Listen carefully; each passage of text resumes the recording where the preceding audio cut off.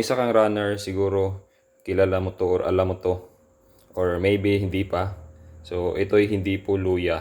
Bali, iniinom ko siya 2 beses sa isang araw. Nakakatulong to sa recovery. Anti-inflammatory to.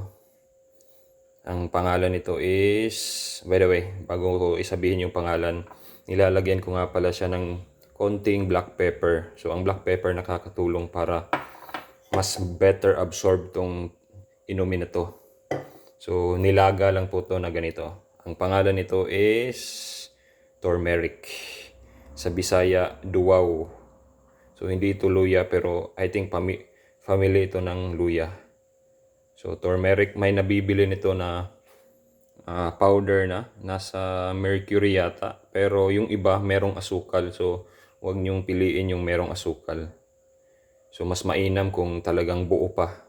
Kayo nang mismo ang maglalaga. So, dito namin siya nilalagay. Ayan.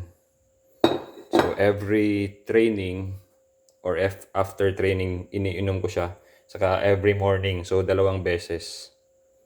So, kung magte-training ako ng umaga, iniinom ko siya before and after. Kasi umaga ako umiinom.